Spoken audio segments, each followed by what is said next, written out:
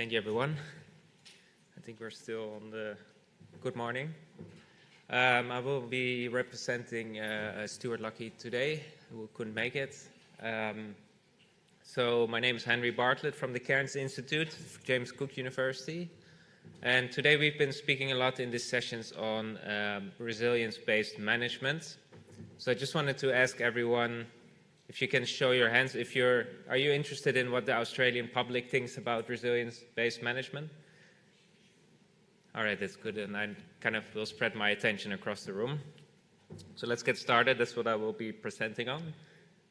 So first of all, we extend our deepest respect and recognition to all traditional owners of the Great Barrier Reef and First Nations peoples globally holding the hopes, dreams, traditions, and cultures of this world. The results that I will be presenting today are from REP, from the Stakeholder and Traditional Owner Engagement Sub-Program. And basically, I will focus on that first point that's underlined here. That's about monitoring public perceptions of reef restoration and adaptation. So what I will be presenting today is based on work from a lot of people within REP, within the sub-program. So I'm not responsible for all of that. I'm not responsible for most of it, to be more honest. And the main thing I will be focusing on today is a stratified sample that we have of 8,500 Australian citizens, and we've asked them about restoration. And we divide our subsample between people that are living nearby the reef, so within 50 kilometers, and also the rest of the population. And then also we have about 10% of the people in our survey are First Nations people. There's many interesting results there, but I don't really have time. I could almost do a separate presentation on that, on kind of how these perceptions differ from the rest of the participants. And then I will also focus on deep dive interviews that have been done with over 140 people in the GBR community. So that's work done by Gillian Paxton. I don't know if she made it here already, and also with the help of Loki Brooksbank. So we'll start with the survey. So I'll just go through some of the major findings. And most of my graphs will be kind of similar to the one that you're seeing here. So you see on the x-axis, you basically see a Likert scale. So whether people agree with particular statements. So 1 means they strongly disagree, 7 means they're strongly agreeing, and 4 is kind of a neutral response. And then on the y-axis, you see the fraction of the respondents that are kind of in for each answer, right? So that I think that makes sense. So the first kind of big finding from the survey is that most Australians that we surveyed are really concerned about the environmental conditions of the GBR, and also they're really worried that it will cease to exist for future generations, right? So that's really strong to that right side. And then what's really interesting, so here we have you don't need to look at the details, but this is kind of a regression plot where we look at how people's perception of the environmental concern and the threat for the future, how that is affected by different kind of predictors. And we find actually that climate threat is by far the largest predictor of whether people are concerned about the current condition, but also about the future of the Great Barrier Reef. So right, you see that really, that factor is almost much larger than the others. This really shows that there's really strong correlation between the climate threat and whether people think they are worried about the Great Barrier Reef. And then what's also really interesting is that probably what I didn't mention before is that we surveyed the people both in 2018 and in 2022. And we saw that the perceived threat of climate change, it strongly increased between 2018 and 2022, which is a little bit counterintuitive because as by the presentation this morning, the keynote speaker actually 2018 followed a major back-to-back bleaching event, while in 2022 there had been a lot of coral recovery. But actually we saw that people are actually getting more worried about climate change during this period. Another good thing to mention is as we speak, we are doing another survey. So the same survey is being repeated. So also shout out to my colleagues at UQ, especially Brent Ritchie and Scylla Demeter, who are really working hard to collect like 2024 data, which is really going to be interesting given that the bleaching event that's happening at the moment. So this is probably one of the most interesting graphs that we found. So you see here, the blue line is kind of how confident people are with the current management of the Great Barrier Reef. and the gray line shows whether people think more should be done to save the reef. And it's really extremely strong agreement, right? So you see here that almost 85% of the Australians, they are at least slightly agreeing that more should be done to save the reef, right? So if you speak about social license, this is probably a really strong message from the Australian public that they want something to happen. So what should be done? So what's really interesting is that we asked multiple things that can be done, whether people support it or not. And we found the strongest support is for actions to prevent threats to the Great Barrier Reef, of which I already mentioned that climate change is being perceived as the largest threat. So basically this shows that people want more to be done, and one of the major things that should be done is actually dealing with these threats to the Great Barrier Reef. However, there was also high to very high support for other types of interventions. So this could be small-scale restoration, large-scale restoration, measures to build reef resilience. So these all saw high support levels, as you can see in this graph.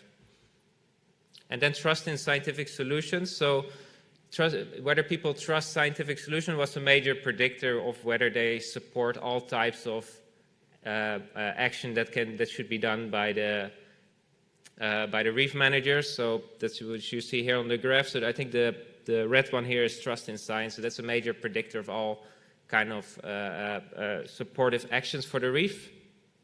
And what's really interesting is that the trust in scientific solutions increased really strongly between our survey years. So especially the number of people that strongly agreed saw a major increase. So we think that it's possible that kind of the increased communication about RREP and other reef restoration initiatives is kind of building that trust that science can actually give the right solutions for the reef. So that's really interesting finding as well.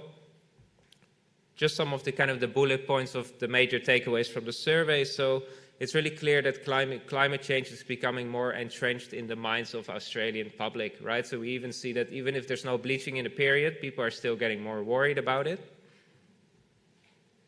Strong action to mitigate climate change impacts stands out as a clear prerequisite for ongoing public support for reef restoration programs. So it seems the Australian public, they don't want to see only interventions to help the reef, they actually want the Australian government to take action on climate change. But they also showed very high support for additional solutions, right? So this includes the scaling up of restoration, building resilience to future threats, and developing new solutions through R&D and research funding. Right, so combined with really high levels of trust in science to help deliver these solutions, this suggests most respondents support a comprehensive, scientifically informed and multi-pronged action approach to ensuring the future of the reef, right? So there's sometimes in the discourse you hear about, well, if we do restoration, then we kind of distract the attention from what we should do on climate change. But our survey doesn't really support it. The survey shows that the Australians are actually, they know that we need to act on climate change, but they also know that we cannot just wait for that to happen. We also need to take other initiatives.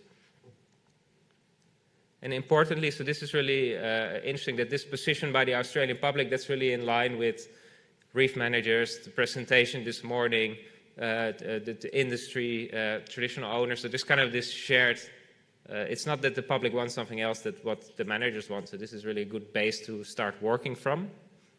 So then as I transition to kind of the results from the deep dive interviews, this is more the qualitative research that we've been doing. So in that second part, this is really the work of Gillian Paxton and Loki Brookbank has been heavily involved in this as well. So basically we've done really open-ended interviews with people stakeholders in the GBR communities, and we asked them really difficult question like, what do you think about the future of the Great Barrier Reef?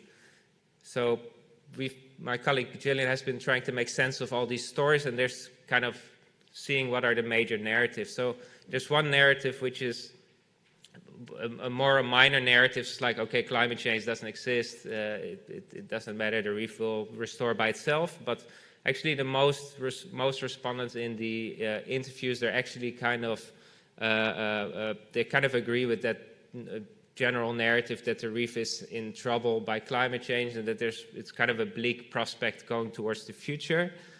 However, as they kind of progressed that narrative, many of the participants were observed to hesitate. So while they considered it reasonable and rational to accept inevitable loss based on the facts they had drawn on, they still found that kind of prospect deeply troubling, and they kind of created another narrative within that narrative.